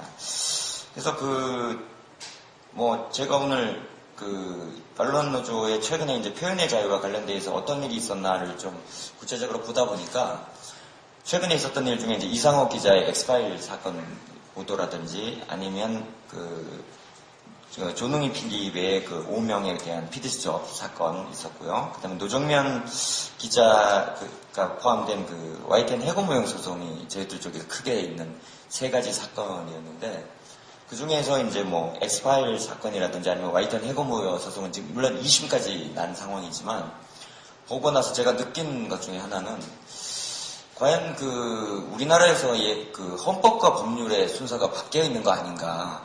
제가 대학교 때 배울 때는 법률보다는 헌법이 위라고 이렇게 들었는데, 헌법적 가치라는 말이 뭐 구성요건 해당성보다도 못한 그런 어떤 시절이 아닌가라는 생각이 좀 많이 들었고, 아까 뭐 말씀드린 것처럼 이런 얘기 하기 싫은데, 유법성 조각사유 저는 유법성을 조각한다는 말 처음에 듣고서 무슨 얘기인지 몰라가지고 이제 헤맸던 기억이 나는데, 과연 그 위법성 조각사유에 나오는 뭐 사회상규, 뭐 경험법칙, 이런 말들의 판단 기준을 언제까지 판사들한테 맡겨야 되는 건가. 저는 개인적으로 그런 것들에 대한, 그러니까 실제적으로 어떤 중요한 가치적인 판단을 가지는 부분을 왜 계속 판사들이나 일부 검사들이 계속 독점을 하는 것들에 대한 논의는 없는가라는 좀 근본적인 좀 문제를 좀 많이 생각을 하게 됐고요. 그 헌법적인 가치인 노정면 뭐 해고무효 소송 같은 경우에 보면 그 판결문을 보면 제가 만약에 그 문제를 사법시험에 내고 그런 식으로 판결문을 썼으면 저는 낙제점을 줬을 것 같아요. 그 어떤 논점에 대한 얘기는 없고 주변에 있는 부분들만을 쭉 설명을 하면서 판결을 내렸는데 과연 우리 사회에서 언론의 자유라고 하는 부분이 물론 이 표현의 가치 속에 하나지만 그 표현의 가치를 가장 응축적으로 또 구체적으로 또 그러니까 우리 국민들한테 실제로 다가가게 만드는 것은 언론인데 그런 언론의 자유에 대해서 과연 얼마만큼 우리 사회가 관용이 좀 되어 있는가라는 부분에 대해서 좀 너무 안타까운 일들이 많다라는 생각을 갖고요. 아까 그 박경식 교수님이 얘기하신 부분에 어떤 그 폐지 부분에 대해서 좀 말씀을 드리면 저는 그 우리나라의 법학자들이나 법률가들이 가지는 기본적인 국민에 대한 시선이 아직도 국민은 교화의 대상이다. 그래서 얘네들을 자유롭게 풀어두면 무슨 일이 벌어질지 모른다라고 하는 그런 어떤 그 기본적인 발상하에서 모든 법률이 이루어진 것 같은 생각이 좀 많이 있어요. 하지만 과연 현재 사회에서 그 우리 집단지성이라고 하는 부분 그리고 사회적인 양식이라고 하는 부분들이 그렇게 법학자나 공권력을 가진 사람들에 의해서 폄하받을 일인가 라는 부분에 대해서는 저는 결코 동의할 수 없다라는 얘기를 좀 드리고 싶고요. 그래서 하루빨리 법학자나 법률가들이 그런 어떤 국민에 대해서 보는 그런 시각이나 관점 자체를 바꿔야만 이런 부분에 대한 제대로 된 접근이 가능하지 않겠냐라는 생각을 좀 가집니다. 제가 오늘 그 PD수첩 관련해가지고 계속 두서없이 좀 가고 있는데요. PD수첩 관련해가지고 그 내용을 보다 보니까 이게 명예훼손 될지 모르겠지만 민동식 외교통상부 차관이 그 PD수첩 재판장에서 욱하는 성격을 참지 못하고 한 말이 있습니다. 당신들이 제일 미워하는 걸 난 알아. 그게 대한민국이야 라고 PD수첩 제작진을 향해 노려보면서 소리를 쳤습니다. 그리고 나면서 다음날 그 연설을 하면서 저는 앞으로 이 나라의 편향된 판사들에 대해서 탄핵소추 운동을 벌이겠다. 이런 얘기를 공무원이 이런 얘기를 했습니다. 그러면서 그 조선일보에서는 문성감 판사 어이없다는 사설까지 쓰고 과연 이렇게 뭐 아까 방통심의위의 어떤 심의 내용도 나오셨지만 이런 어떤 하나의 일방적인 사고방식을 가지고 있는 사람들이 언제까지 이 나라의 심의라든지 아니면 공권적인 판단을 계속 내려야 되는 건지 그런 부분에 대한 좀 안타까움이 있다라는 말씀을 드리고 싶고요. 제가 실은 뭐 오늘 발표 토론문을 쓰지 못했던 가장 큰 이유 중에 하나는 이제 국회에서 이제 법안심사소위에서 수신료 날치기가 있었습니다. 그래서 그 건이 좀 있어서 제가 좀 거기에 관련된 일이 있어서 못 썼다는 부분은 좀 죄송하게 생각드리고요. 제가 그것보다는 하나 또 좀 말씀드리고 싶었던 건 이거 직접적인 관련은 없지만 KBS 군호조에서 얼마 전에 특보를 냈는데 수신료를 1,000원 인상해주지 않으면 KBS 1TV에서 광고를 하겠다라는 얘기를 특보로 냈어요. 저는 이걸 보면 그 특보를 보면서 개인적으로 언론인이라고 하는 사람들이 그러니까 술자리에서 농담 삼아 나올 수 있는 얘기는 있을 수 있겠죠. 욱하는 심정에서 술 먹었으니까. 근데 그거를 공식적인 문건인 특보라는 것을 써가지고 올려놓는 사람들. 더구나 그것이 국가가 그 공영방송을 하라고 만든 KBS에서 나왔다라고 하는 걸 보면서 과연 이 나라의 자리를 지키고 있는 사람들은 개념이 전제로 착재되어 있는 사람들인지 그런 한 좀 안타까움이 좀 많이 들었던 부분이 있고요. 그리고 좀 앞으로의 대안에 대해서 좀 말씀을 드리면 현재 그 언론노조 내부에서는 그 각 방송사들마다 편성 강령이라든지 아니면 제작 지침들이 있어요. 근데 그 부분들이 이제 뭐 저희들의 어떤 그동안의 어떤 책임을 좀 놓치고 있었던 부분이 있겠지만 굉장히 이렇게 추상적인 문구로 많이 되어 있어서 그것이 현실적으로 그 어떤 제작 현장이나 보도 현장에서 그것들을 가지고서 어떤 정당한 어떤 보도나 공정한 보도를 할 수 없는 그런 상황이 좀 되어 있어서 그런 부분들을 앞으로 제도가 되는 부분들을 좀 더 적극적으로 개선을 해나가야 된다. 마찬가지로 이 표현의 자유 부분도 헌법에 들어있는 그런 어떤 몇 가지의 가치만을 가지고서 주장할 게 아니라 구체적으로 개별적으로 되어 있는 법률에서 이것을 어떻게 관철시킬 건지를 좀 여기 계신 법학자 분들이나 있는 뭐 시민단체에서 좀 고민을 하셔서 더 이상 이런 것들에 의해서 재판정에서 이렇게 막 고충당하고 이런 일들이 더 이상 좀 생기지 않았으면 하는 부분들이 있고요. 또 하나는 굉장히 좀 이건 심각한 문제라고 저는 개인적으로 생각하는데 내부 고발자에 대한 보호 부분을 좀 이제 필요로 한다, 사회가. 그러니까 예전에 4대강 관련해서 그걸 했던 환경연구소의 연구원이 지금 어떻게 됐는지 뭐 전혀 모르고 있는 상황이고 그런 부분들에 대한 후속 보도가 안 되고 있는 부분이고 그런 어떤 양심적인 내부 고발자들에 대한 보호 부분을 특히 저희들은 그 부분들이 다 취재원이기 때문에 그런 부분에 대한 것들을 법적으로 좀 보호를 해줘야만 어떤 그 표현의 자유라는 부분이 성립될 수 있지 않겠느냐라는 생각을 가지고요. 이와 관련해서 하나 좀 말씀을 드리면, 현재 언론, 그러니까 방송 기자들이 가장 고충을 겪고 있는 부분들이 공정성이라고 하는 단어예요. 그러니까 여러분들이 들으면, 공정성 때문에 왜 그러지라고 하고 있는데, 지금 현재 권력을 갖고 있거나 아니면 권력 주변에 있는 사람들은 축자적인 해석을 기본으로 하고 있기 때문에, 공정성이라고 하면 어떤 식으로 해석을 하냐면, 여당에서 3꼭지 나왔으면 야당에서 3꼭지. 그 다음에 인터뷰를 하면은, 예를 들어 이쪽에서 10마디 하면 10사람을 취재했으면 이쪽도 10사람을 내보내야 되는 거죠.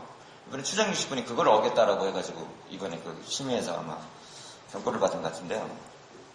그런 부분에 있어서 공정성이 과연 이렇게 절차적인 부분의 것만이냐, 내용적인 부분에 있어서 공정성이라고 하는 부분들을 어떤 의미로 규정을 시킬 것인가가 지금 상당히 좀 어려운 부분이다. 그러니까 그런 부분들에서 어차피 언론이라고 하면은 비판적인 얘기, 또 거기에 어떤 주장, 그리고 어느 한쪽을 제3의 길을 가지 않는 바에야 어떤 쪽으로 어떤 편을 들어야 되는 상황이 나와야 되는데, 그런 부분들을 과연 공정성이라고 하는 이 단어 속에서 어떻게 녹여낼 수 있을 것인가라고 하는 부분들에 대해서 현재 굉장히 고민을 많이 하고 있다라는 말씀을 드리고 싶습니다. 마지막으로 여기 방통심의위원회이신 박경신 의원님께서 계셔서 방통위하고 심의에서 좀 심의를 하실 때 제발 자리에 합당한 얘기를 좀 하신 분들을 좀 했으면 좋겠다. 저희도 마찬가지로 느끼는 게 이 내부 고발자 문제를 하면 늘 나오는 얘기가 너는 애사심이 없다, 애국심이 없다, 이런 얘기들을 하고 있는데, 아니 내가 어떤 사람을 대해서 고발하는 게 법인의 성격을 법인체인 회사와 무슨 관계가 있는 건지, 과연 애사심이라고 하는 것과 애국심이라고 하는 말 속에 정당하게 어떤 비리나 부정 같은 것을 고발하지 말아야 되는 그게 명분으로 그게 가능한 것인지, 이런 아까 가족이라는 말이 나와서 제가 좀 황당해서 지금 말씀을 좀 드리는 부분인데, 그런 부분들에 대해서 좀 정당하게 자기가 가지고 있는 지식에 맞는, 지위에 맞는 그런 어떤 판단을 가지고서 남을 좀 비판하고 남에 대해서 심의를 하고 검열을 해야 되는 거 아니에요? 검열은 아니죠. 네, 죄송합니다. 정권에서 탄압을 받다 보니까 제가 정신을 좀 잃었습니다. 여러 가지 그런 부분이 있습니다. 그래서 마지막으로 좀 말씀드리면, 헌법에 나와 있는 표현의 가치라고 하는 부분들이 중시되는 것이 저는 맞다라고 생각을 하고, 그런 부분들이 개별적인 법률에서도 명확하게 관철이 돼야 된다. 그리고 그런 부분에 있어서 명예훼손이라고 하는 부분들은 저도 폐지돼야 된다라고 하는 부분에 찬성을 합니다. 이상입니다.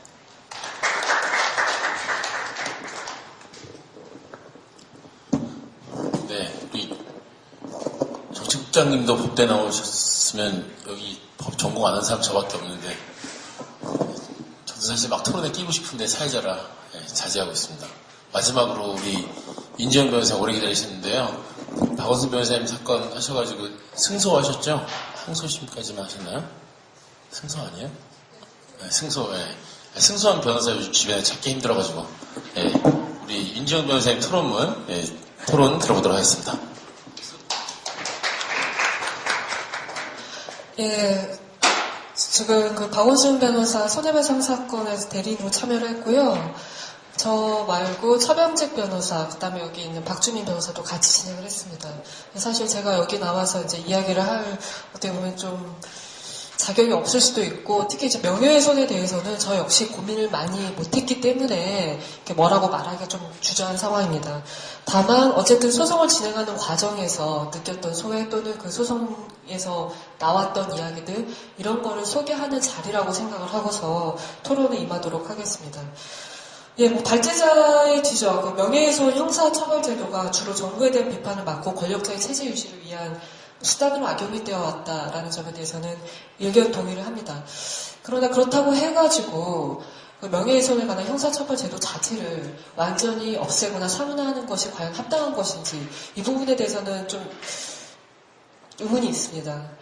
특히 요새같이 이렇게 정보에 대한 접근권, 정보에 대한 접근권이 비등하지 않은 상황에서 특히 이제 국가랑 국가의 권력에 입착한 이제 언론사들이 오히려 명예훼손을 하는 주체가 될 수 있는 상황이기 때문에 이걸 어떻게 접근할 것인지에 대해서는 사실 좀 굉장히 좀 어려움이 있다라고 생각을 하고요.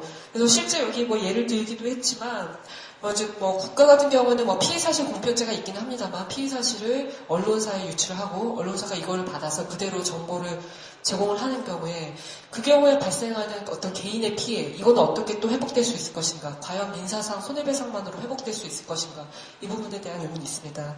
그래서 일단 결론을 내리자면 이제 이 사건에서만 놓고 본다면 결국 국가를 견제하기 위함이라면 오히려 명예훼손 형사처벌제도를 유지하고 대신 해석을 통해 가지고 국가의 명예훼손 주체성을 부인을 하는 것이 좀 맞지 않나 이런 생각도 하고 있습니다. 그래서 이와 관련해 가지고 실제 진행했던 사건을 좀 소개를 하고 좀 더 의견을 보충하도록 하겠습니다. 아시겠지만 2009년 6월 23일에 그 위클리 경향에 기사가 실렸습니다.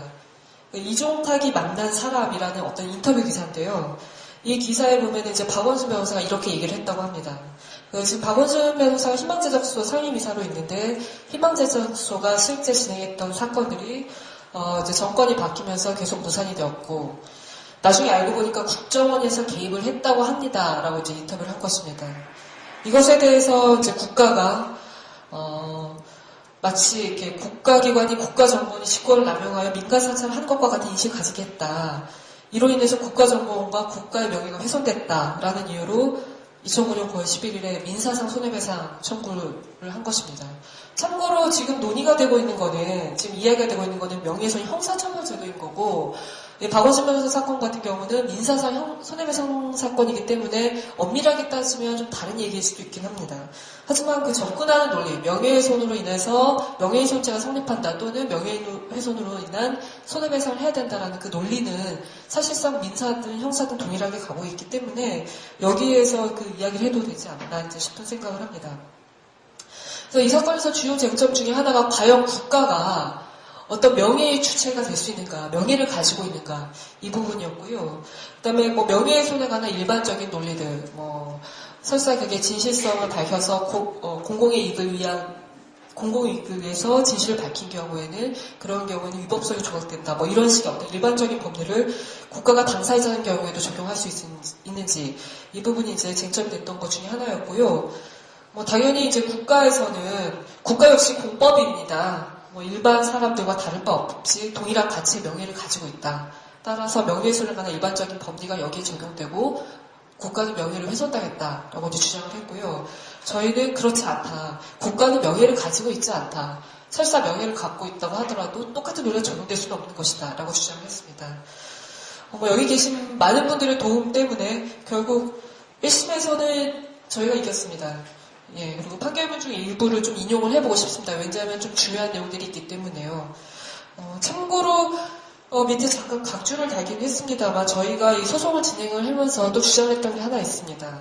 이 중에 속권남용 이론인데요. 그러니까 결국에는 이 소송 자체가 어떤 국가가 박원순이라는 개인을 상대로 어떤 국가에 대한 자유로운 비판을 막기 위해서 소를 제기한 거고 이거는 신의성실 원칙에 반하는 속권남용이다. 따라서 이거는 각하 판결을 해야 된다라고 이제 저희는 주장을 했는데 이 부분은 인정되지는 않았습니다. 그냥 원고, 청구, 기각 판결이 났던 거였고요.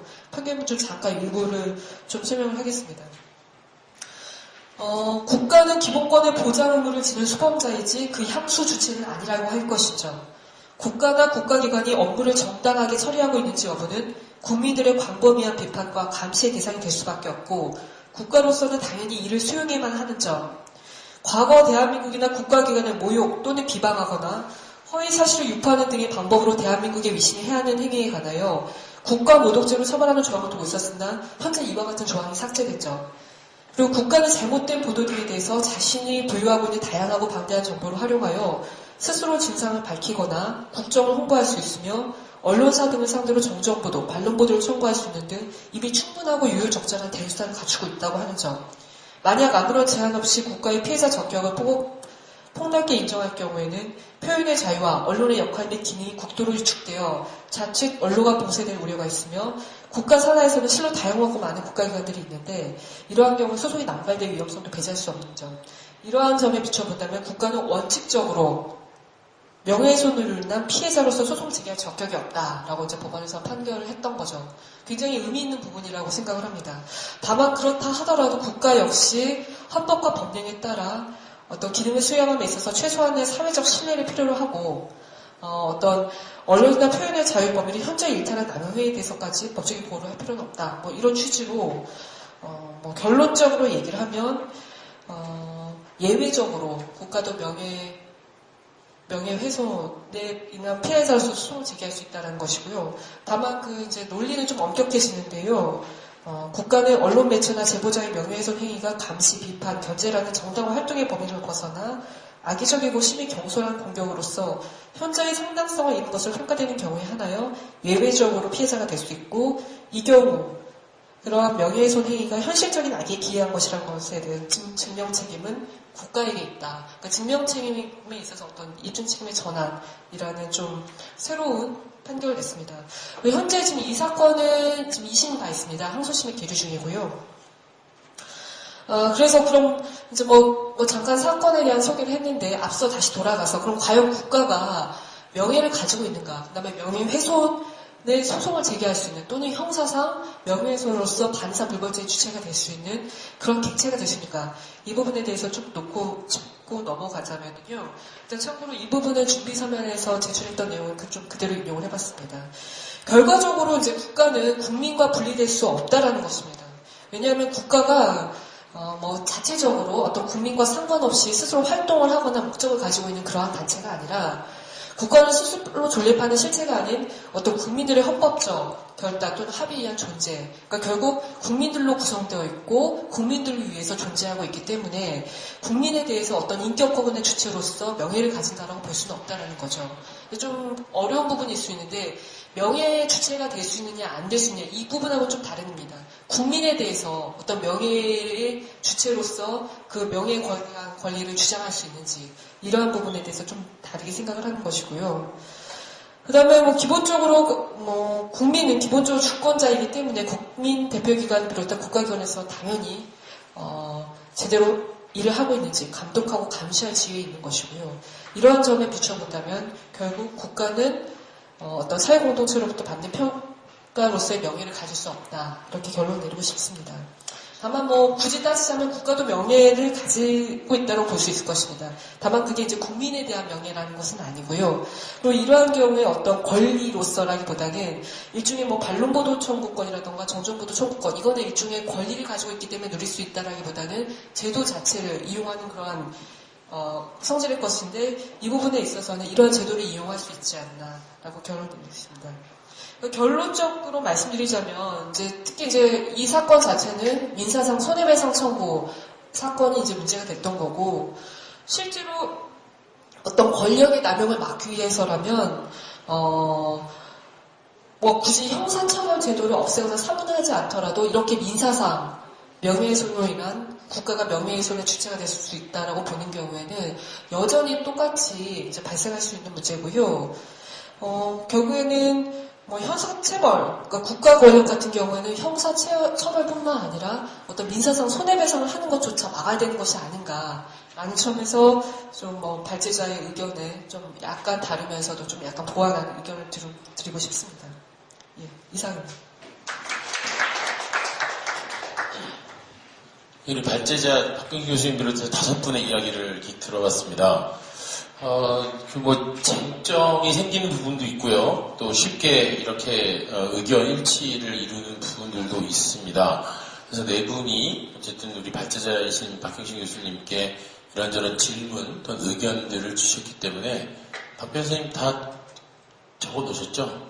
말씀을 해주실 거라고 믿습니다. 그래서 박 변호사님의 그 내부 토론자들에 대한 의견에 대한 이야기를 먼저 한번 들어볼게요. 우선 명예훼손을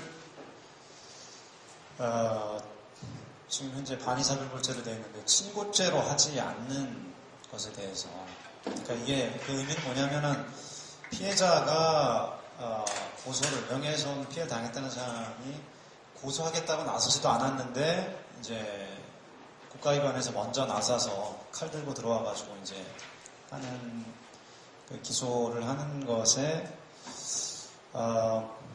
이제 위헌성이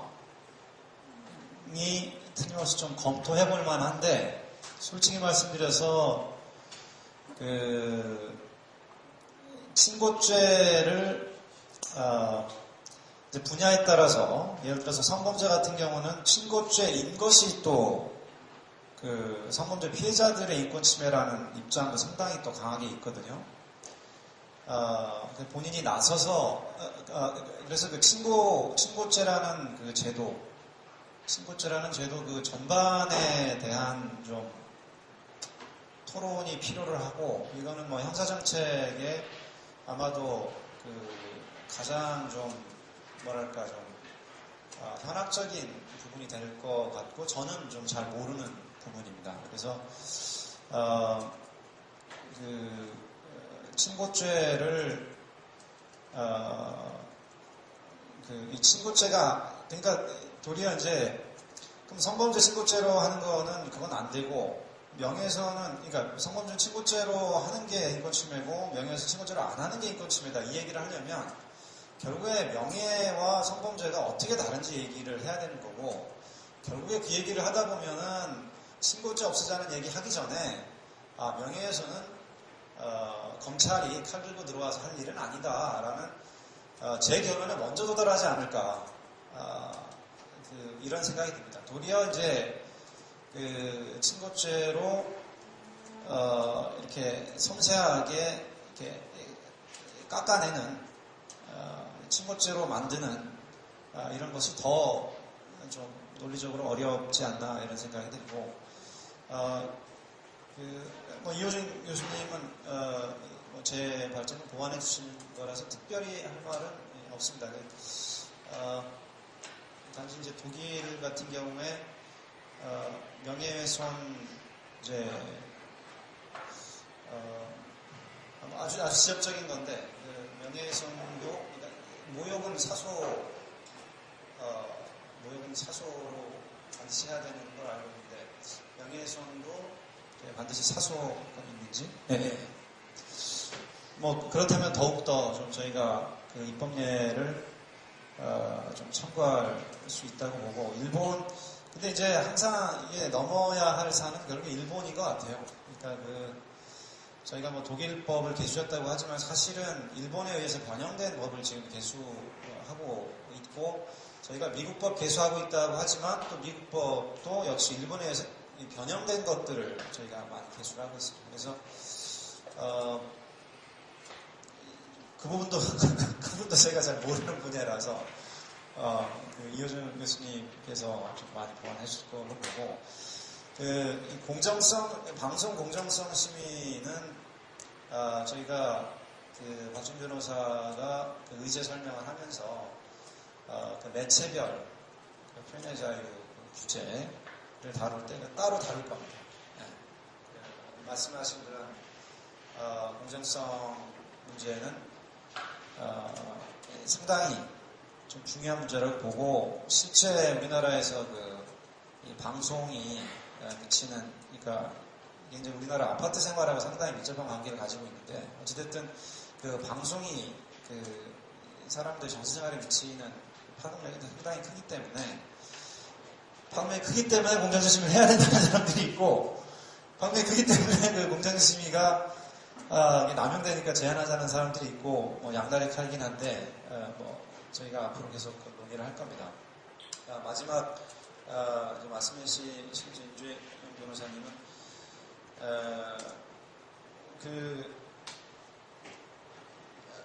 아까 이미 발표에서 말씀드렸습니다만 이 국가에 대해서 이 예외 조항을